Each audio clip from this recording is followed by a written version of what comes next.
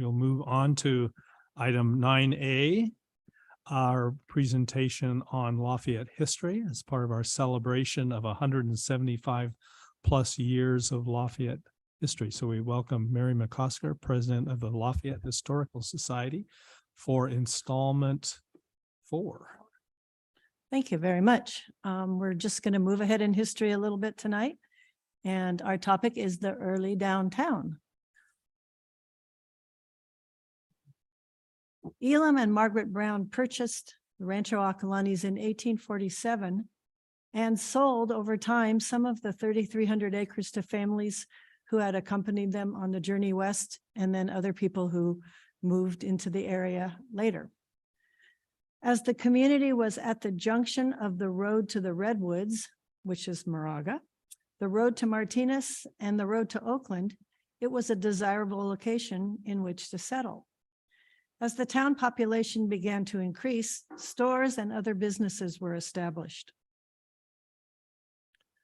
In 1864, Elam and Margaret donated land in the center of the community so there would be a small park for gathering people together on weekends and holidays. And most of the very early businesses were built around this park. It is named the Elam and Margaret Allen Brown Plaza Park, but usually referred to as Plaza Park. It is the center of town and still a place for town gatherings today. This photo shows what downtown Lafayette looked like in the early 1900s.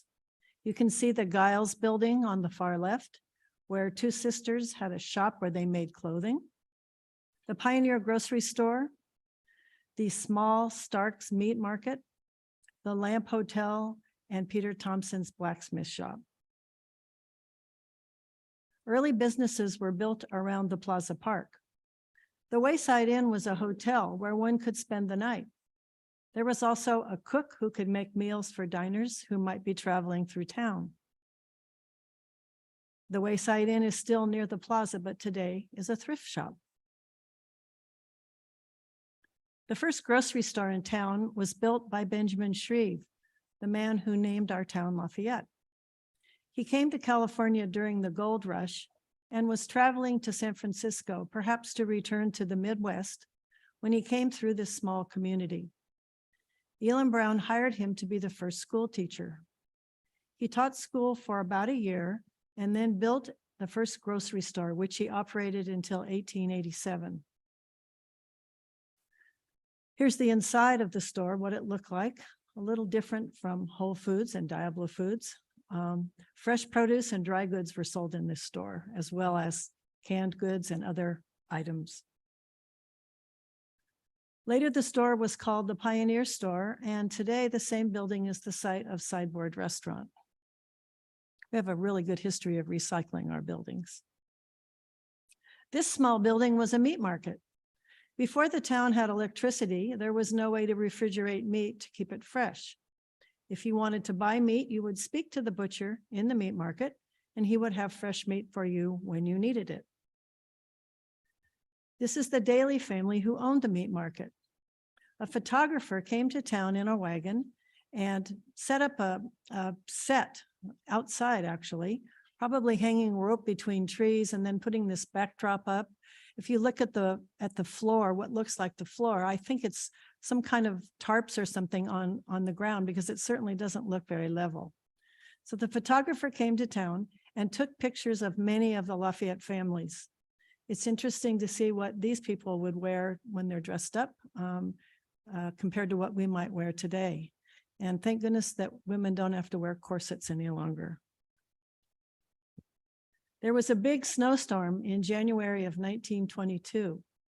Many pictures were taken then because it was such an unusual occurrence.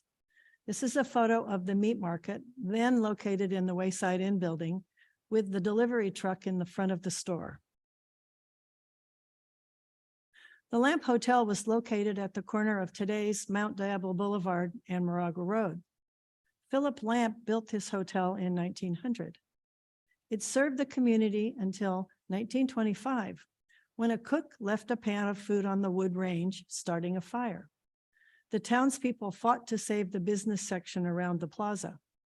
The Walnut Creek Fire Department saved the town using water from Pat Meadows' swimming hole down behind today's Park Theater, but the hotel was destroyed.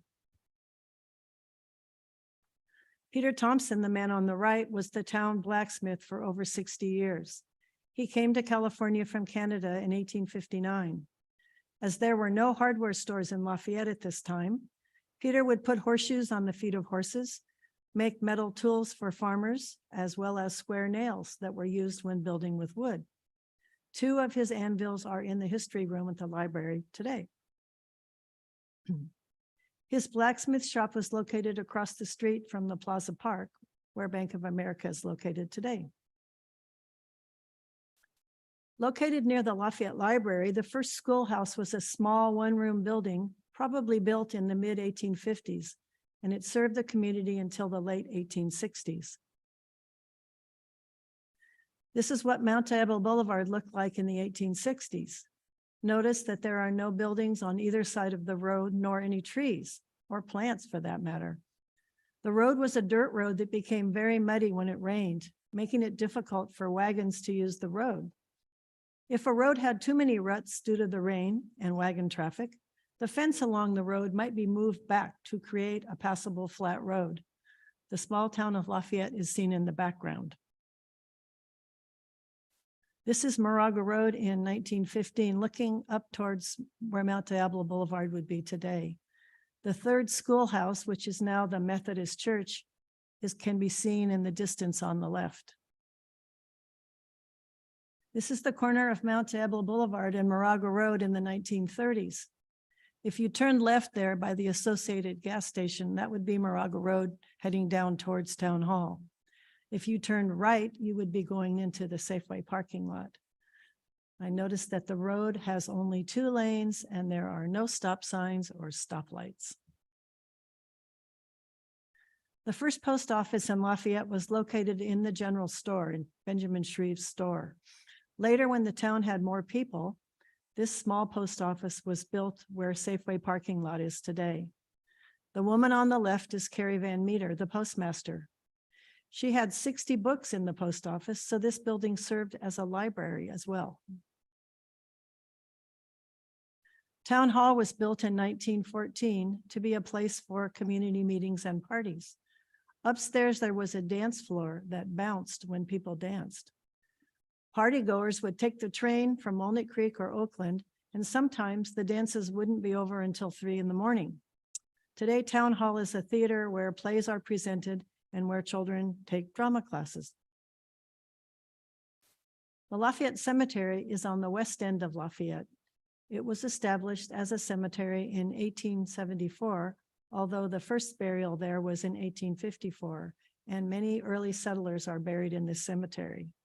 And then we have a drawing that Chris Schreiber used to be the superintendent at the cemetery, and her husband Homer made this map. He drew this map of what Lafayette looked like. So if you get a little idea of where some of those things were located. So I'll let you look for a few minutes if you want. Looks fairly rural.